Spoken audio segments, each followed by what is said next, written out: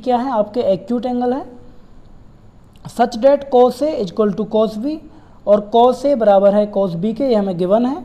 तो हमें शो करना है एंगल ए और एंगल बी बराबर हैं। सबसे पहले मैं बता दूं एक्यूट एंगल किसे कहते हैं, हिंदी में बोलते हैं न्यून कोण। जो एंगल 90 डिग्री से छोटे होंगे उनको एक्यूट एंगल बोलते हैं, हिंदी में बोलते हैं न्यून कोण। तो हम एक राइट एंगल ट्रायंगल ड्रॉ कर लेंगे। Let us draw triangle ABC in which angle C equal to 90 degree. जो एंगल C है वो 90 डिग्री है, ये वाला। और यहाँ पे ये दोनों कोण, पहले कॉस A के लिए है, एंगल A है, फिर B है। मान लो ये पहला वाला जो ये मैंने ड्रॉ किया है राइट एंगल ट्रायंगल, ये एंगल A के लिए ड्रॉ किया है, और जो दूसरा वाला मैं ड्रा करूँगा वो एंगल B के लिए ड्रा करूँगा। दूसरा वाला एंगल B के लिए है। तो आपको पता है जब एंगल A होगा, पहले तो ये देखो ये राइट एंगल ट्रायंगल, तो इसके सामने वाली साइड हाइपोटेनियस होगी, क्लियर है ये तो।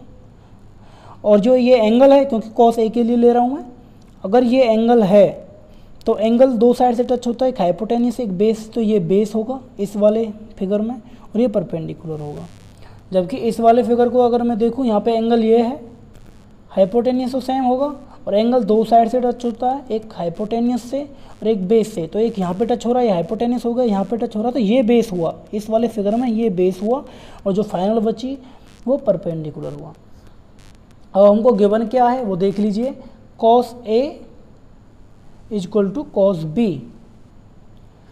तो अब उसी हिसाब से देख लीजिए PVP अपॉन HHV, ये साइन के लिए, कॉस के लिए। तो base upon hypotenuse, cos A क्या है, बेस अपॉन हाइपोटेनियस, और ये भी कॉस है तो ये भी बेस अपॉन हाइपोटेनियस होगा, लेकिन यहाँ पे बेस दोनों के लिए अलग अलग होंगे। तो कॉस A के लिए बेस क्या होगा, ये वाला AC, और हाइपोटेनियस क्या होगा AB, तो AC अपॉन AB। हाइपोटेनियस तो दोनों के लिए सेम होंगे। कॉस B के लिए बेस क्या होगा, ये B एंगल है तो इस वाले फिगर को देखेंगे तो इसमें बेस क्या है, बेस ये वाली साइड है BC अपॉन हाइपोटेनियस कौन सी है AB।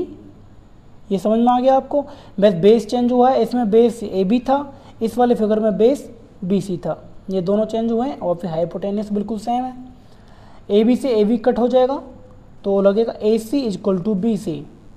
हमें प्राप्त हुआ है कि AC है जो BC के इक्वल है, ये वाली साइड और ये वाली साइड दोनों बराबर हैं, तो हमको फिगर चेंज करने का तो कोई मतलब ही नहीं, क्योंकि दोनों बराबर साइड आ रही हैं, ये भी और ये भी।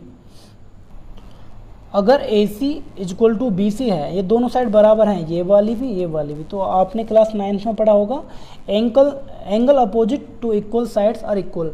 अगर आपके जो एंगल अपोजिट साइड वाले, जैसे AC का अपोजिट एंगल B है और इसका अपोजिट एंगल A है, अगर ये दोनों साइड बराबर हैं तो इनके अपोजिट एंगल भी बराबर होंगे।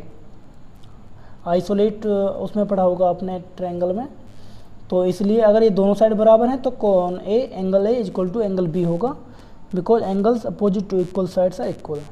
तो ये प्रूव हो गया।